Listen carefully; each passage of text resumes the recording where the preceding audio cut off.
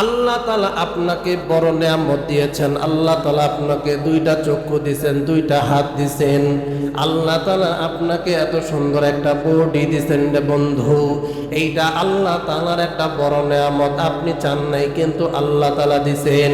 এই নিয়ামত যদি আল্লাহ তাআলা আপনার কাছে ছিনিয়ে নেয়, যেই লোকটা চোখে দেখে না, যেই লোকটার একটা হাত নাই, যেই লোকটা কথা বলতে পারে না, যেই লোকটা কানে শোনে না, এই লোকটা দুনিয়ার জমিনে সবচাইতে অভাবী, এই লোকটা দুনিয়ার জমিনে সবচাইতে লাঞ্ছিত, এই লোকটা দুনিয়ার জমিনে সবচাইতে দুঃখী। কথা বলুন ঠিক কিনা? এ বন্ধু, এ বাবাজি, আল্লাহ রব্বুল আলামিন এই নিয়ামত দিয়ে আপনাকে পরিপূর্ণ করেছেন। এই নিয়ামত পাইয়া আল্লাহর শুকরিয়া আদায় করে শেষ করা যাবে না। এই কালিম সিদ্দিকী ডেকে বলে, মাওলানা সাহেব আপনারা শুনে নেন, আমরা হিন্দুস্তানে জন্মগ্রহণ করেছি, আমাদের এখানে আমরা দেখেছি যারা ঈমান আনে তাদেরকে বড় লাঞ্ছিত করা হয়, তাদের প্রতি নির্যাতন করা হয়। বাংলাদেশি মাওলানা রে, আমার কাছে একজন হিন্দু মানুষ আইসা কালমা পড়ে মুসলমান হইল। আমি তার চেহারা দেখে দেখি কুচকুচে একজন কালো মানুষ, কেমন জানি মনে হয় বেলাল রাদিয়াল্লাহু তাআলা আনহুর মতো কালো। আমি কালিম সিদ্দিকী তার নাম রেখে দিলাম বেলাল। এই মুসলমান হইয়া বেলাল নাম নিয়ে যখন সে এখানে অবস্থান করতেছে, তার বাবা মা আইসা তারে জোর কইরা ট্রেনে নিয়ে চলে গেল। বাড়ির মধ্যে গিয়া খুঁটির মধ্যে বেঁধে তাকে পিটানো হচ্ছে, তার চামড়াগুলোতে গোস্তগুলোতে চাকু দিয়ে খোঁচানো হইতেছে। ডাক দিয়ে বলে, বেটা, যদি তুমি ঈমান না ছাড়ো, যদি তুমি ঈমান না ছাড়ো, তাহলে তোমাকে আমরা আরো প্রহার করব। যেমনি নাম দিছি বেলাল, তার কাম হয়ে গেছে বেলালের মতো। যেই বেলালের গুণ তো আপনারা সকলে জানেন রে বাজান। এই যুবক ডেকে বলে, ও মা, ও বাবা, আপনারা যদি আমাকে মারতে মারতে মেরেও ফেলেন কিন্তু ঈমান ছাড়ব না। এইবার সন্তানকে এইভাবে বাবা মা ভাই প্রহার করতেছি, চামড়াগুলোর মধ্যে ছুরির দাগ বসাইতেছি, এরপরও যখন ঈমান ছাড়ে না, ঈমান ছাড়ে না। এইবার বাবা ডেকে বলে, ও বেটা, যদি তুমি ঈমান না ছাড়ো তাহলে তোমাকে পেট্রোল দ্বারা জ্বালিয়ে দেওয়া হবে।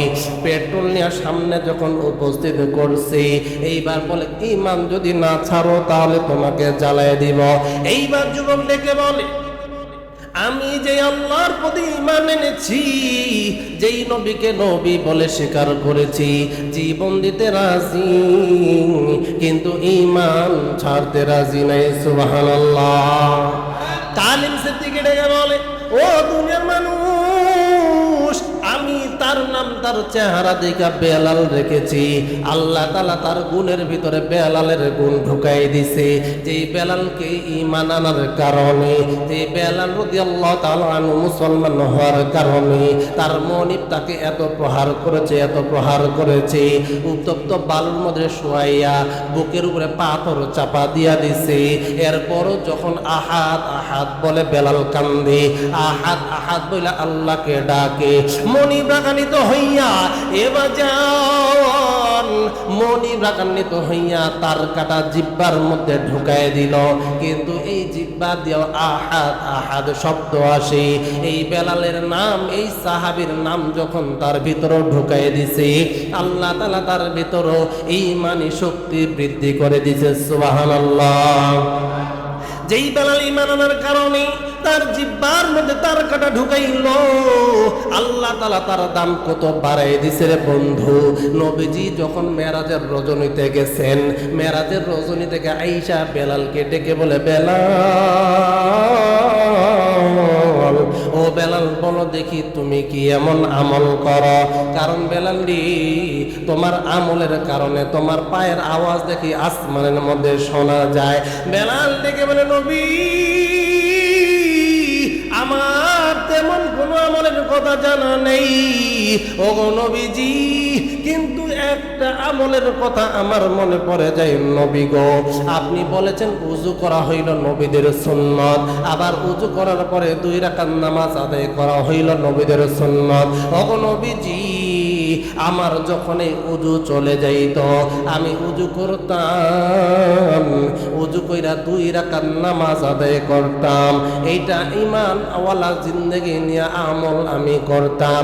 আল্লাহর নবী ডেকে বলে, বেলাল এই ইবাদত আল্লাহর কাছে এত কবুল, তোমার এই ইবাদতের কারণে আল্লাহ তাআলা তোমার প্রতি এত রাজি হয়ে গেছে।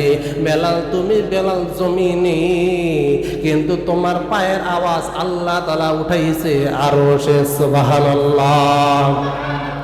কালিম সিদ্দিকী ডেকে বলে, ও বাংলাদেশের মাওলানা রারি, তোমরা মুসলমানের দেশে জন্মগ্রহণ করছো, মুসলমানের মায়ের গর্ভে তোমরা জন্মগ্রহণ করছো, এইটা তোমাদের জন্য বড় একটা পাওয়া, এইটা তোমাদের জন্য বড় একটা নিয়ামত। এ বন্ধু, এ বাবাজি, কাশ্মীরের জমিনে একটা ঘটনা স্পষ্টভাবে পাওয়া যায়। একজন মুসলিম নারী, গর্ভবতী মহিলা, পেটের মধ্যে সন্তান, কিন্তু ঈমান না ছাড়ার কারণে, ঈমান না ছাড়ার কারণে এই কাফের হিন্দুস্তানের মানুষগুলো এই মায়ের পেটটাকে চাকু দিয়া কেটে সন্তানকে বের করছে, আর এই মাটাকে জবাই করে হত্যা করছে, শহীদ করে দিয়েছে। আপনারা রোহিঙ্গার খবর জানেন। রোহিঙ্গা যখন ত্রাণ দেওয়া হয়, বাংলাদেশের ওলামায়ে কেরাম যখন ত্রাণ দিতে গিয়েছে, একজন যুবক কান্নাকাটি করতেছে আর ডেকে বলে, মাওলানা, ঈমানের উপরে থাকার কারণে, ঈমান নিয়ে টিকে থাকার কারণে আমার বাবাকে আমার সামনে জবাই করা হয়েছে, আমার মাকে উলঙ্গ করে আমার সামনে জবাই করা হয়েছে। হুজুর, আমার সুন্দরী বোনকেও আমার সামনে দাঁড়া করাইয়া কাপড়গুলো খুলে ফেলছে, তার স্তনগুলো কাইটা তার সাথে গণধর্ষণ করে আমার চোখের সামনে হত্যা করছে। ও বাংলাদেশের হুজুর,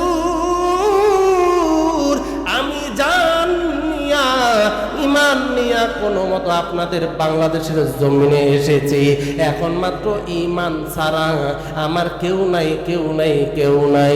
আমার বন্ধুরি, এই জন্য কালিম সিদ্দিকী ডেকে বলে, এই বাংলাদেশের মুসলমান, আপনারা হইলেন মুসলমান দেশের মানুষ, আপনাদের মা ছিল মুসলমান, আপনার পূর্বপুরুষ ছিল মুসলমান, আপনার পুরা বংশ ছিল মুসলমান, যার কারণে চোখ খুইলা কালেমা পড়ছো, লা ইলাহা ইল্লাল্লাহু মুহাম্মাদুর রাসূলুল্লাহ। কিন্তু আমরা হইলাম হিন্দুস্তানের মানুষ, আমরা চাইলে কালেমা পড়তে পারি না, আমরা চাইলে মুসলমান হতে পারি না। আমরা যদি মুসলমান হতে যাই, তাহলে সর্বপ্রথম আমাদেরকে নির্যাতিত হতে হয়। এই জন্য কালিম সিদ্দিকী ডেকে বলে, এ বাংলাদেশের ওলামায়ে কেরাম, এইটা হইল আল্লাহ তাআলার পক্ষ থেকে বড় একটা নিয়ামত, আর এই নিয়ামতের শুকরিয়া আদায় করা দরকার আছে না নাই?